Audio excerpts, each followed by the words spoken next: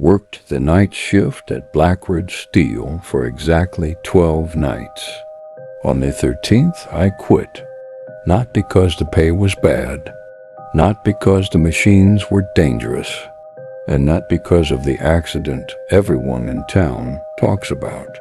I quit because every night at exactly 3:17 a.m., someone would clock in using an employee ID belonging to a man who had died 15 years earlier.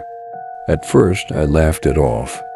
By the end of my last shift, I realized whoever or whatever was using that time clock wasn't pretending to be him. It was him, and I was the only one who saw where he went after punching in. My name is Daniel. 3 years ago, I lost my warehouse job after the company shut down. Bills were piling up, and I desperately needed work. When Blackridge Steel posted an opening for an overnight machine inspector, I accepted without asking many questions. The pay was better than anything else nearby. The catch? Permanent night shift.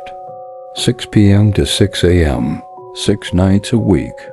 The factory sat nearly 40 minutes outside town, surrounded by abandoned rail lines and miles of forest. During the day, it looked old but normal. At night, it looked like a prison built for giants. Smoke drifted from massive chimneys. Orange light leaked through dirty windows. The sound of heavy presses echoed for miles. Even before entering, something about the place felt wrong. On my first night, the supervisor, Rick, gave me a quick tour. "There are 3 rules," he said. "Stay out of Building 4. Never touch a machine that stopped on its own. And if the emergency alarm sounds exactly 3 times," he paused, "don't investigate." I laughed. He didn't. Most workers ignored me. Night shift employees usually kept conversations short. Everyone looked exhausted. Nobody smiled. There was one older mechanic named Carl who had worked there nearly 30 years. He noticed me staring toward Building 4. "You don't want to go near there," he muttered. "Why?" "They sealed it after the furnace explosion." "What explosion?" Carl looked around before lowering his voice. "Officially, a gas leak. Unofficially, he stopped talking the moment Rick walked into the room. For the next week, nothing unusual happened. I inspected conveyor belts, recorded temperatures, checked pressure gauges, walked endless concrete hallways.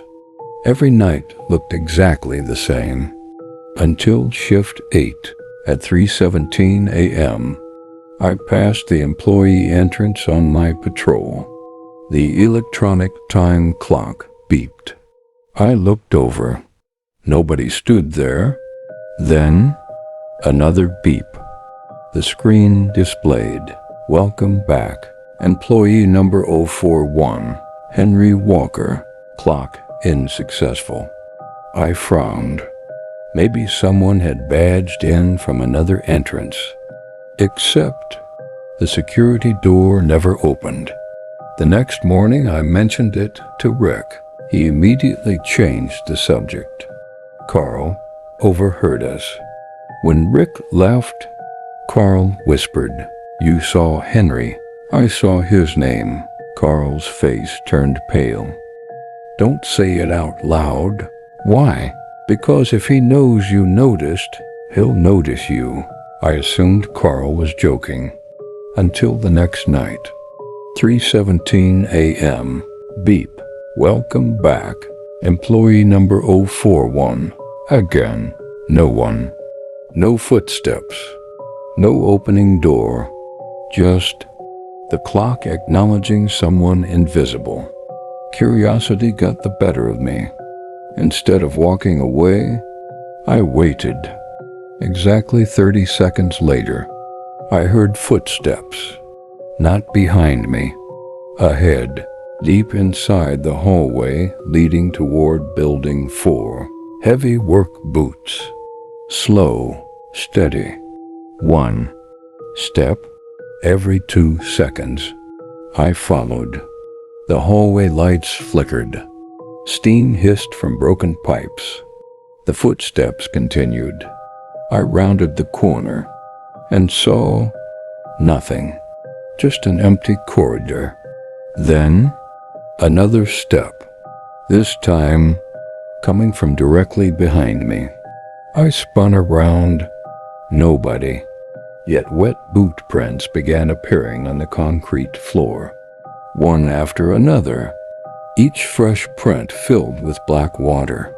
They continued toward Building 4 against every warning I'd been given. I followed.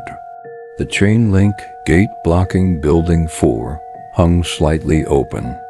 It definitely hadn't been opened before. Beyond it, darkness.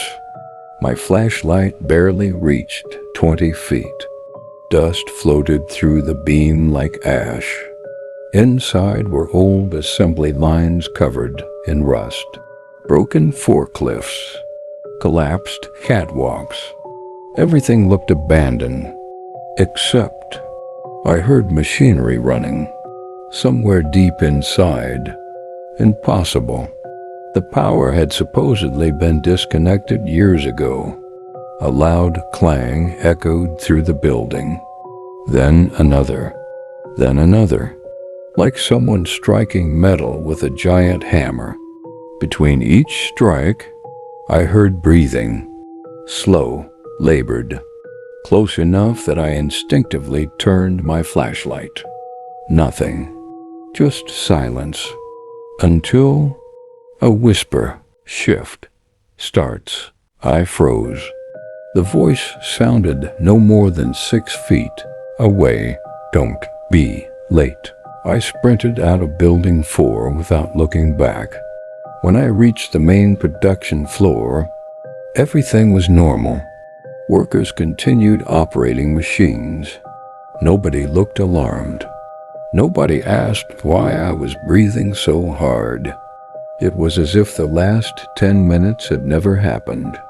The next day, I searched online for Henry Walker. It didn't take long. A local newspaper from 15 years earlier reported that a furnace explosion had killed 6 employees. One of them, Henry Walker. His employee photograph made my stomach drop. He wore the exact uniform I'd imagined while following those footsteps. Except one detail. His ID badge. The same number displayed on the clock. That night I decided to leave before 3:17. At exactly 3:10, the exit doors refused to unlock. Security claimed they worked perfectly. They didn't. No matter which door I tried, they remained locked. At precisely 3:17, the familiar beep echoed across the factory. Welcome back. Employee number 041, Henry Walker. Clock in successful. The lights dimmed. The end. Subscribe Ghost Fair YouTube channel.